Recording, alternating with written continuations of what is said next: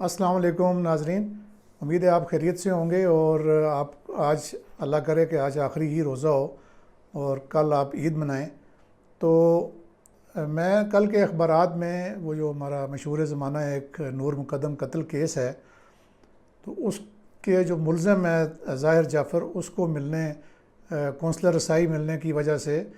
American embassy کی team جو ملی ہے اس کی خبر چھپی ہوئی تھی۔ تو پھر ظاہر ہے کہ میرے جو ذہن میں وہ جو تمام نقشہ تھا وہ 20 جولائی 2021 کا، وہ اس منحوس رات کا وہ ایک جماکے کی طرح سارا میرے دماغ میں آ کے اور وہ گزر گیا۔ تو سوچا کہ کیوں نہ اس کی تفصیلات جو ہیں وہ ساری ذہن نشین کر کے اکٹھی کر کے تو یہ ویڈیو آپ کے لیے کی جائے۔ تو یہ بڑی عید کے دن تھے، بالکل 1 یا 2 روز کے بعد عید آ رہی تھی اور مارکیٹس میں بہت زیادہ رش تھا۔ میں بطور ایڈیشنل ایس پی آپریشنز اپنے ایس ایس پی آپریشنز کے ساتھ جو مارکیٹس کی ڈیوٹیز وغیرہ چیک کر رہا تھا، تو رات کہیں لیٹ ایس ایچ او کوسار نے ہمیں اطلاع دی کہ F74 میں ایک مرڈر ہو گیا ہے۔ تو ہم چونکہ گشت پر ہی تھے، تو میں اور مصطفیٰ تنویر صاحب جو ہیں وہ ڈرائیو کرتے ہوئے اس موقع پر پہنچ گئے۔ تو وہاں جا کے جو ہولناک مناظر ہم نے دیکھے کہ جس بچی کا بعد میں نام پھر نور مقدم معلوم ہوا، تو اس کی جو لاش ہے بی ہیڈڈ، یعنی اس کا جو سر ہے وہ تن سے بالکل جدا اور وہ خون میں لت پت وہاں پہ پڑی تھی۔ اور پولیس اس وقت جو ہے اپنا جو ابتدائی کام ہے وہ کر چکی تھی کافی حد تک، اور ابھی شاید لاش کو انہوں نے پوسٹ مارٹم کے لیے نہیں بھجوایا تھا۔ تو تب ہم پہنچے تھے، تو ملزم کے بارے میں پتہ چلا کہ جو ابتدائی طور پہ جو چیزیں سامنے آئیں کہ جو یہ اس کا جو دوست تھا نور مقدم کا، ظاہر جعفر، جس کے والدین کا یہ گھر تھا، تو اس نے الجیڈلی اس کو قتل کیا ہے اور اس کو تھانے شفٹ کر دیا گیا تھا۔ تو ہم چلے گئے تھانے کے، جا کے ملزم سے ملتے ہیں، اس سے پوچھ گچھ کرتے ہیں۔ اس سے پہلے کہ میں آپ کو اس لرزہ خیز واردات کی تمام تفصیلات سے آگاہ کروں اور یہ بتاؤں کہ یہ ملزم جو ہے یہ کس طرح کا ڈھیٹ شخص تھا اور کس طریقے سے اس کو ہم نے بریک کیا اور کیا کیا مشکلات پیش آئیں اس کی تفتیش میں، میڈیا کا کیا رول تھا، پھر ٹرائل کیسے ہوا اور ٹرائل کنکلوڈ کیسے ہوا، اور پھر اس کی جو اپیل ہے اس پہ کیا فیصلہ ہوا، تو اس سب کو جاننے سے پہلے میں آپ سے ریکویسٹ کرتا ہوں کہ آپ جو ہے وہ اس عید کے موقع پہ ہماری جو ویڈیو ہے اس کو پسند بھی کریں، لائک کریں، اور اگر چینل ابھی تک سبسکرائب نہیں کیا تو وہ سبسکرائب کریں اور اپنے دوست احباب کے ساتھ اس کو شیئر کریں۔ تو واقعات کچھ اس ترتیب سے پیش آتے ہیں کہ ملزم ظاہر جعفر جو ہے یہ اسلام آباد کی ایک انتہائی کھانے پینے والے گھرانے کا چشم و چراغ ہے، اور اس کی جو فیملی ہے اس کا بزنس ملک کے بڑے بڑے شہروں میں پھیلا ہوا ہے، اور F74 اسلام آباد جیسے پوش علاقے کے ایک بڑے گھر میں یہ فیملی رہائش پذیر ہے۔ والدین جو ہیں یہ عید کی چھٹیاں گزارنے کراچی چلے گئے ہیں، اور جو ان کا اکلوتا بیٹا ہے ظاہر جعفر، یہ چونکہ امریکن نیشنل ہے اس لیے، اور وہ کہتا ہے کہ میں نے اسلام آباد سے امریکہ جانا ہے، تو وہ اسلام آباد والے گھر میں رک جاتا ہے۔ تو 19 جولائی کی یہ بات ہے، اور 19 جولائی کو ہی وہ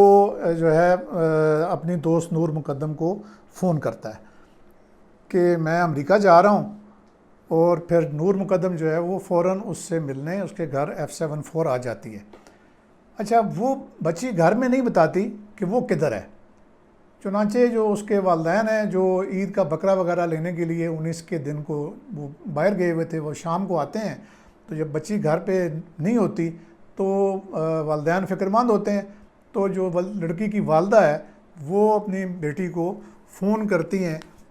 تو فون اس کا بند ملتا ہے، تو وہ لڑکی کے دوستوں کو اور جاننے والے جو لوگ ہیں ان سے پتہ کرتی ہیں کہ وہ کہاں پر ہے۔ بہرحال چیزیں پھر اس طرح انفولڈ ہوتی ہیں کہ نور مقدم جو ہے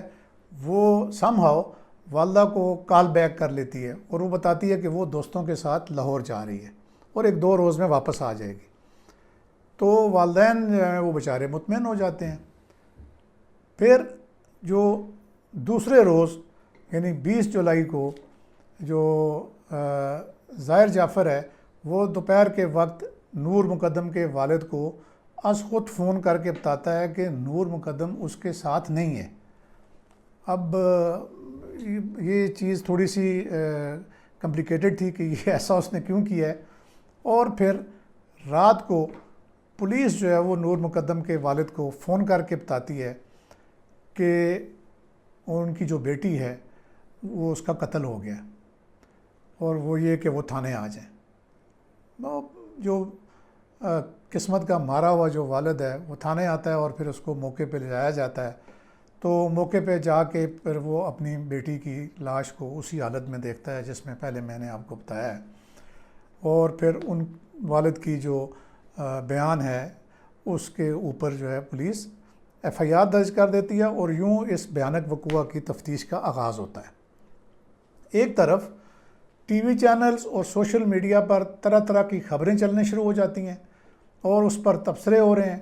تو دوسری جانب پولیس جو ہے اس پر کیس کو یعنی حل کرنے کا شدید دباؤ آتا ہے، اور پھر میڈیا میں جو پھیلنے والی افواہیں ہیں وہ پولیس کے کام کو انتہائی مشکل میں یعنی ڈال دیتی ہیں۔ تو ملزم کو جو اس کو تھانے شفٹ کر دیا گیا تھا بڑا مکار،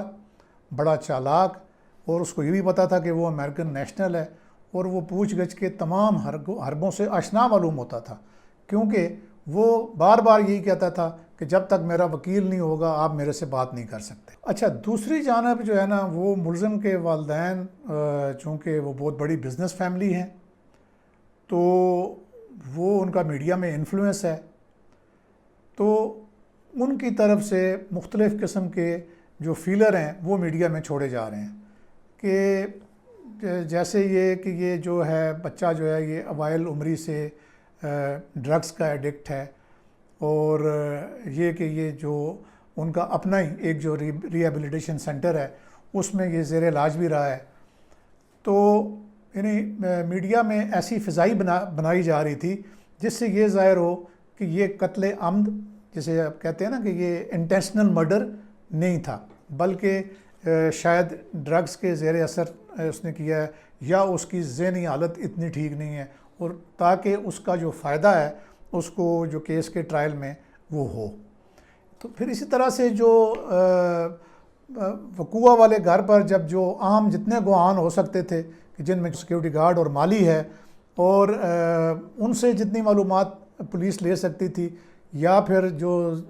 ملزم کے جو والدین ہیں ان سے معلومات لی جا سکتی تھیں، یا وہ ٹیم کو جو ملزم کو بچانے کے لیے یعنی ریسکیو کرنے کے لیے والد نے جو تھراپی ایک ورکس ایک نام سے ایک ان کی اپنا بزنس ہے، وہاں سے ایک ٹیم جو ہے وہ 5-6 لوگوں کی وہ آتی ہے، تو یا وہ معلومات دے سکتے ہیں۔ لیکن اب یہ سارے لوگ جو ہیں وہ انڈر انفلوئنس ہیں ملزم کے والدین کے، تو یعنی ایسے میں معاملات اور گمبھیر ہو گئے کہ میڈیا کا پریشر، اور پھر جو سفارشیں میں آگے چل کے آپ کو بتاؤں گا کہ جو ہائرارکی میں میرے سمیت کتنے زیادہ یعنی پریشرز آ رہے تھے۔ تو ان سارے معاملات کو بہرحال دیکھتے ہوئے جو ہم سینئرز تھے ہم نے یہ فیصلہ کیا کہ جو بہترین جو تفتیشی انسپیکٹر ہے اس کو اس تفتیش پر مامور کیا جائے، اور پھر ایسا ہی کیا گیا، کیونکہ گواہان سے تو کوئی بھی جو انڈیپینڈنٹ انفارمیشن ہے وہ نہیں مل سکتی تھی، نہ چوکیدار سے نہ مالی سے، وہ جو ملازم تھے۔ تو اسی طریقے سے جو یعنی کیس کو پھر جو لاجیکل کنکلوژن تک پہنچانے کے لیے دیگر جو ذرائع ہیں ان کو بروئے کار لائے جانا بہت ضروری تھا۔ تو اب جو دیگر ذرائع میں تو پھر جو سرکمسٹانشیل ایویڈنس ہے وہ آ جاتی ہے، جس میں ملزم کا جو فون ہے اس کا فرینزک ہو گیا، اور پھر جو مالی اور چوکیدار کی جو تفصیلی انٹروگیشن ہے وہ ہوگی، وہاں پہ گھر میں جو لگے ہوئے سی سی ٹی وی فوٹیج جو مل سکتی تھی وہ ہوگی، تھراپی ورکس کے جو ملازمین ہیں جو آئے ہیں موقع پہ ان کو یعنی اچھے طریقے سے انٹروگیٹ کیا جائے، اور جو یعنی ملزم اور جو مقتولہ کے درمیان میں جتنے بھی مراحل اس دوران میں جب وہ تقریباً 2 دن اکٹھے رہے ہیں تو اس میں ظاہر ہے کہ بہت سارے ڈی این اے بھی مل سکتے تھے، لائک کہ یعنی مقتولہ کے جو ناخن ہیں جب وہ بندہ بچانے کے لیے اپنے آپ کو یعنی جو حملہ آور ہوتا ہے اس سے بچانے کے لیے سکریچ کرتا ہے اس کی باڈی پہ، تو وہ ناخنوں میں بھی اس کا ڈی این اے آ جاتا ہے۔ اور پھر اگر ان کیس آف ریپ پھر جو ڈی این اے جہاں جہاں سے بھی مل سکتے ہیں وہ آپ وہ لینے ان کی اہمیت جو ہے وہ پھر بہت بڑھ گئی۔ مگر سب سے عام بات جو ہے وہ ہے ملزم کی انٹروگیشن۔ اچھا، اب جو میں پہلے آپ ناظرین کے لیے جو دلچسپی کے لیے یہ بتا رہا ہوں کہ ملزم جو ہے وہ پہلے بتایا کہ انتہائی چالاک ہے، ہوشیار ہے، یہ 28 سال کا ایک لڑکا ہے، دبلا پتلا اور عجیب و غریب وضع قطع کے اس کے یعنی بال ہیں، اور اس کی بے ترتیب سی یعنی بڑی ہوئی اس کی داڑھی ہے، اور اس کے جو ناخن ہیں وہ بالکل تراشے ہوئے نہیں ہیں۔ تو اب اس کی جو اور پھر جو اس کی آنکھیں ہیں ان میں جو یعنی اتنی وحشت ناک آنکھیں میں نے بہت کم لوگوں کی یعنی جس سے دہشت آتی ہے، اور ان کی آنکھوں میں اس کو پتہ چلتا ہے کہ یہ ایک سفاک قاتل ہو سکتا ہے۔ تو تفتیشی ٹیم جب بھی اس سے کوئی بات کرتی تو وہ کہتا کہ مجھے کافی دی جائے اور مجھے سگریٹ دیا جائے، یعنی اس کو یہ چاہیے تھا کہ مسلسل اس کو سگریٹ اور کافی دیے رکھیں۔ اب پہلے دن تو وہ دیتے رہے کافی اور سگریٹ، لیکن وہ کافی پینے کے بعد سگریٹ پینے کے بعد پھر بھی کسی قسم کی کوئی بات بتانے کو تیار نہیں تھا۔ شاید اس کے ذہن میں یہ تھا کہ جتنا ٹائم میں اب پولیس کے پاس گزار سکتا ہوں، ان کو جتنی میں جل دے سکتا ہوں میں دوں، لیکن بہرحال پولیس کسٹڈی کا ایک اپنا ایک امپیکٹ ہوتا ہے، اور جوں وقت گزرتا جاتا ہے تو جب ملزم کو یہ اندازہ ہو جاتا ہے کہ اس کی جو چالاکیاں ہیں وہ کام نہیں آ رہی، تو پھر وہ آہستہ آہستہ راہ راست پر آ جاتا ہے۔ تو اس کیس میں بھی ایسا ہی ہوا۔ تو جب ملزم آمادہ ہوا کہ وہ جو ہے وہ صحیح بات بتاتا ہے، تو پھر اسے جو تفتیشی ٹیم ہے اس نے کافی بھی دی اور اس کو سگریٹ بھی فراہم کر دیے۔ پھر اس نے سگریٹ کے کش لگاتے ہوئے اور کافی کے سپ لگاتے ہوئے اس نے جو شفاف طریقے سے انکشافات کیے، تو اس نے سب سے پہلا انکشاف یہ کیا کہ قربانی کی عید تھی تو میں نے اسے قربان کر دیا، اور پھر اس کی تفصیل اس نے یہ بتائی کہ 2.5 سال سے ان کی دوستی تھی، اور وہ اکثر ویکینڈ پہ ملنے کے اس کو آ جاتی تھی۔ تو 19/7 کو جب اس نے نور مقدم کو بتایا کہ یہ امریکہ جا رہا ہے تو وہ اس سے ملنے آ گئی، اور جب اس نے اس سے شادی کی بات چھیڑی تو نور مقدم نے شادی سے صاف انکار کر دیا، اور نور جو ہے نا اس نے اپنے گھر جانے کی کوشش کی۔ تو پھر اس نے مزید بتایا کہ جب اس نے شادی سے انکار کیا اور گھر جانے کی کوشش کی تو میں نے پھر کہتا ہے کہ میں نے اس کے تمام جو دروازے ہیں اپنے وہ بند کر دیے اور زبردستی اسے اپنے پاس روک لیا، جس پر پھر ان میں تلخی اور بڑھ گئی اور نور اور اس کے درمیان شدید لڑائی ہوئی، جس پر پھر اس نے پورے احاطے کے بجائے اس کو ایک کمرے میں بند کر دیا، اور اپنے والدین کو اس ملزم نے فون پر ساری بات بتا دی، اور چوکیدار اور مالی سے کہا کہ نہ کوئی اندر آ سکتا ہے اور نہ اس گھر سے نور مقدم سمیت کوئی باہر جا سکتا ہے۔ تو پھر 20 تاریخ کی جو شام ہے جب نور مقدم واش روم کی کھڑکی سے چھلانگ لگاتی ہے تو یہ کہتا ہے کہ پھر اس نے ایک دم سے وہ نیچے گیا، وہ وہاں گری ہوئی تھی، اور اس نے اس کو پکڑ کر بالوں سے گھسیٹ لیا اور اوپر کمرے میں گھسیٹتے ہوئے لے آیا، اور پھر چاقو سے حملے کر کے اس کا گلا کاٹ دیا اور اس کا جو سر ہے اس کو دھڑ سے جدا کر دیا۔ اب یہ انکشاف کرنے کے بعد یہ میں اب کیا کہوں، الفاظ میرے منہ سے آ کے پھر میں نے روک لیے ہیں کہ یہ پھر اپنے والد کو فون کرتا ہے اور والد کو بتاتا ہے کہ میں نے یہ کارنامہ کر دیا ہے، اور جو والد صاحب ہیں وہ آگے سے کیا فرماتے ہیں، وہ کہتے ہیں کہ تو بے فکر ہو جا، گھبرا نہیں، جو تھراپی ورکس والے لوگ ہیں وہ میں بھیجتا ہوں، وہ آ کے لاش کو ٹھکانے لگا دیں گے اور تمہیں وہاں سے نکال دیں گے۔ مگر یہ چونکہ کہتا ہے کہ میں خوف کی حالت میں تھا، تو اس لیے جو تھراپی ورکس والے آتے ہیں تو یہ ان کے ساتھ بھی الجھ پڑتا ہے۔ ظاہر ہے اس کی جو ذہنی کیفیت اس وقت اس طرح کی تھی، تو پھر ان میں سے بھی ایک جو تھراپی ورکس کا ملازم ہے اس کو بھی یہ زخمی کر دیتا ہے۔ تو اب آپ اندازہ لگائیں کہ والدین کیسے اس کو قدم قدم پر بچانے کی کوشش کر رہے تھے، کیونکہ تھراپی ورک جو ہے وہ بھی اس کی والدہ کی ہی ایک بزنس ہے، اور مطلب جس کی ٹیم جو ہے وہ اس کے جو جرم ہے اس کو چھپانے کے لیے بھیجی گئی۔ تو اس سے پہلے جب 19/7 کو جب نور مقدم کے والدین جو ہیں وہ یعنی اپنی بچی کو تلاش کرتے ہوئے اس کے والدین کو یا اس کے دوست احباب کو وہ فون کرتے ہیں، وہ پوچھتے ہیں، تو اس کے والدین ان کو نہیں بتاتے کہ وہ بچی جو ہے وہ ہمارے لڑکے کے پاس ہے۔ تو اب آپ ان کا جو کنڈکٹ ہے وہ دیکھیں، اور اسی دوران میں یہ بھی ذہن میں رکھیں کہ جب نور کے والدین اس کے دوست احباب کو فون کرتے ہیں تو جو وہ دوست ہیں وہ کامن فرینڈز ہیں، تو وہ آ کے گھر کے باہر کھڑے رہتے ہیں کہ ہم رابطہ کریں کہ یہ جو لڑکا ہے یہ کہاں پر ہے اور اس لڑکی کا پتہ کریں۔ تو یہ ان کے لیے بھی دروازہ نہیں کھولتا، نہ چوکیدار کھولتا ہے اور یہ نہ یہ کھولنے دیتا ہے۔ تو یہ دیکھیں ان سب لوگوں کا جو کنڈکٹ ہے وہ کیسے ہے۔ تو ناظرین، اللہ کا لاکھ لاکھ شکر ہے کہ جو آلہ قتل جس چاقو ہے جس سے اس نے اس کا سر تن سے جدا کیا ہے وہ قتل کرتا ہے،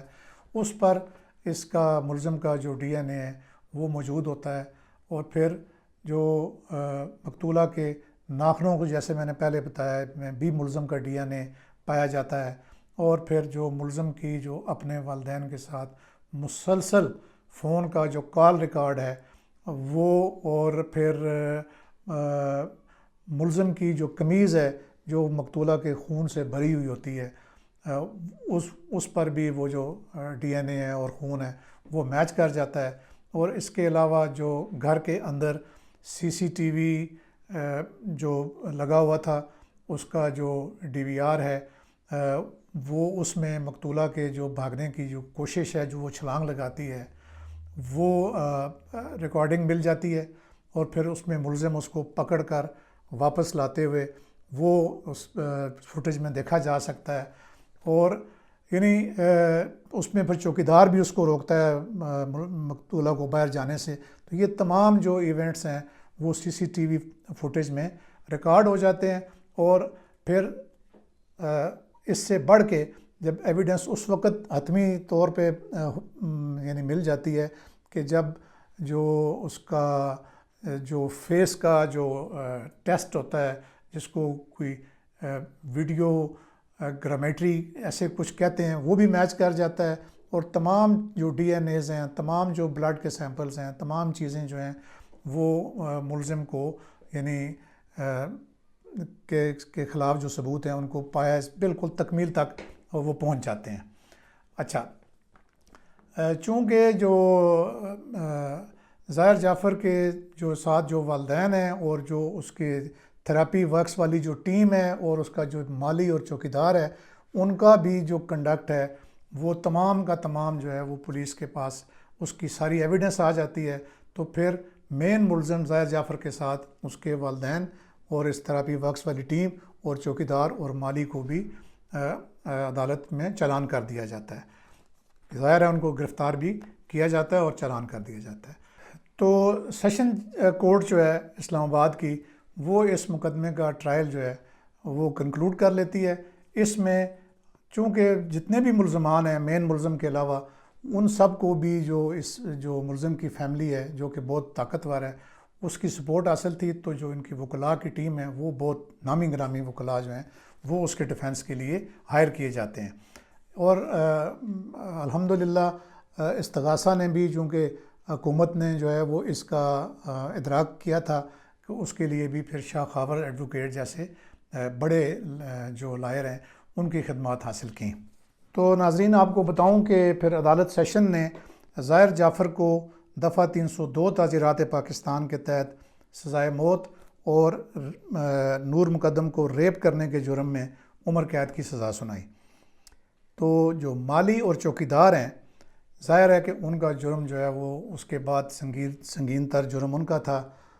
کہ اگر وہ بر وقت اطلاع کر دیتے اور اس کو جانے دیتے تو اس کی جان بچ سکتی تھی، لہٰذا ان کو عدالت نے 10 سال قید کی سزا سنائی، جبکہ جو والدین اور جو تھراپی ورکس کے ملازمین ہیں وہ بری ہو گئے۔ اچھا، پھر یہ ہوا کہ تینوں جو ملزمان ہیں جن کو سزا ہوئی تھی، انہوں نے ہائی کورٹ میں اپنی جو سزائیں تھیں ان کے خلاف اپیل داخل کی، تو ہائی کورٹ نے نہ صرف یہ کہ ان کی جو اپیلیں ہیں وہ مسترد کیں، بلکہ جو ظاہر جعفر کو ایک جرم میں تو اس کو سزائے موت برقرار رکھی ہائی کورٹ نے، اور جس جرم میں ریپ کے جرم میں ڈی این اے ٹیسٹ کی پازیٹیو رپورٹ دیکھ کر جو ڈویژن بینچ تھا ہائی کورٹ کا، اس نے اس کی سزا جو ہے وہ انہینس کر دی، یعنی پہلے اس کو اس میں عمر قید کی سزا دی، تو پھر اس میں بھی ریپ میں بھی سزائے موت کا حکم جاری کر دیا، اور جو باقی جو دونوں ملزم ہیں مالی اور چوکیدار، ان کی 10 سال قید جو ہے وہ برقرار رکھی۔ اچھا، اب اس ظالم اور جو یہ شفاق شخص ہے، اس کی اپیل ہے وہ ابھی سپریم کورٹ میں پینڈنگ ہے۔ اچھا، اس طرح کا جو ایک اور واقعہ جس کا میں نے پہلے آپ کو ایک ویڈیو میں بتایا تھا، جو ایاز امیر صحافی کا جو بیٹا ہے شاہ نواز امیر، اس نے بھی اسی سے ملتا جلتا کارنامہ ادھر شہزاد ٹاؤن میں انجام دیا تھا۔ اچھا، اس پہ جو ڈیٹیل ویڈیو آپ بے شک جا کے میرے اس چینل پہ دیکھ بھی سکتے ہیں۔ تو اب جو ہے وہ آخر میں نے آپ کا بہت وقت لے لیا، ویڈیو لمبی ہو گئی ہے، اس پہ جو اس کے نتائج نکلتے ہیں، جو ہمارے جو معاشرتی طور پر ہمارے معاشرے پہ جو اثر انداز ہوئے ہیں یا ہو رہے ہیں، ان کا جائزہ لے لیتے ہیں۔ تو دیکھیں ناظرین، جو یہ پڑھی لکھی جو فیملیز ہیں، یہ اپنے بچوں کو پڑھانے لکھانے پہ کروڑوں روپے خرچ کرتی ہیں، لیکن ان کی جو باقی نگہداشت ہے اور جو باقی اپ برنگنگ ہے، وہ اس پہ وہ توجہ نہیں دے پاتی یا نہیں دے سکتی۔ اور ان دونوں کیسز جن کا میں نے آپ کو کہا ہے کہ ان میں بہت ساری چیزیں، یعنی ٹھیک ہے کہ وہاں پہ سنگل پیرنٹ تھا شاہ نواز امیر کے کیس میں، یہاں پہ دونوں پیرنٹس موجود ہیں، لیکن وہ اپنے بزنس میں اتنے مگن ہیں کہ انہوں نے یہ ایک یعنی شفاق قاتل کو اپنے گھر میں پروان چڑھایا ہے، اور اس کی بہت ساری عادتوں کا ان کو علم تھا، یعنی ان کو یہ علم میں تھا کہ نور مقدم جو ہے وہ ان کے گھر میں ان کے بیٹے کے پاس موجود ہے۔ انہوں نے اپنے بیٹے کو بچانے کے لیے اور اس کے جرم سے ایک طرح سے یعنی منہ موڑا ہوا تھا، اور یہ سمجھا ہوا تھا کہ یہ جرم ہی کوئی نہیں ہے۔ شاید وہ اس طرح کے لوگ ان چیزوں کو جرم سمجھتے ہی نہیں ہیں۔ انہوں نے لڑکی کے والدین کو بھی اطلاع نہیں کی اور نہ پولیس کو اطلاع دی ہے کہ ایک پاش علاقے میں بہت بڑا گھر ہے اور اس میں یعنی تمام سہولتیں ہیں، چوکیدار ہیں، سب کچھ ہے، اور اندر اکلوتا جو ہے وہ ان کا بیٹا جو ہے وہ پتہ نہیں کیا گلچرے اڑا رہا ہے، اور وہ اس بارے میں بھی وہ فکر مند نہیں ہوتے، اور وہ نہ کسی کو کہتے ہیں کہ اس پہ نظر رکھیں، نہ اس کی خود خبر رکھتے ہیں، بلکہ جب خبر ملتی ہے تو اس سے پہلو تئی کرتے ہیں، اور نہ پولیس کو اور نہ ہی بچی کے والدین کو اطلاع کرتے ہیں۔ اچھا، پھر انہوں نے جو ملازم رکھے ہوئے ہیں ان کو بھی اپنے بیٹے کے اتنا مطیع اور فرما بردار بنایا ہوا ہے کہ وہ ملازم بھی اس کی یعنی قتل جیسی چیز میں اس کی ابیٹمنٹ کر رہے ہیں، اور بچی کو یعنی سیف پیسج بھی دینے پر وہ تیار نہیں ہے، اور اس کو جانے سے وہ روک دیتے ہیں۔ اچھا، اب اسی طریقے سے یہ جو کامن فرینڈز ہیں لڑکے کے اور لڑکی کے، ان کا آپ رول دیکھیں کہ وہ ٹھیک ہے کہ وہ اس کا پتہ کرنے ضرور آتے ہیں، لیکن وہ کسی بھی پولیس کو یا کسی ان کے والدین کو یہ اطلاع نہیں کرتے کہ آپ ایکشن لیں کہ اس کی جان خطرے میں ہو سکتی ہے۔ یعنی وہ بھی اپنی بے حسی کی یعنی انتہا پر یہ چیز آپ کو نظر آتی ہے۔ تو ناظرین، اب میں اپنے سارے نوٹس جو ہیں وہ اس وقت دیکھ کر آپ سے یہ ویڈیو کرنی پڑ رہی ہے۔ ظاہر ہے بہت ساری چیزیں ہیں جو یاد نہیں رہتی۔ امید ہے کہ آپ کو ویڈیو پسند آئی ہوگی۔ میں تو اس ویڈیو کو کرتے ہوئے دوبارہ اداس ہو گیا ہوں۔ اگر آپ اپنے جو خیالات ہیں ان سے ضرور جو ہے ویڈیو کے نیچے کامنٹس میں اس کا اظہار کریں۔ اب تک اتنا ہی، اللہ حافظ۔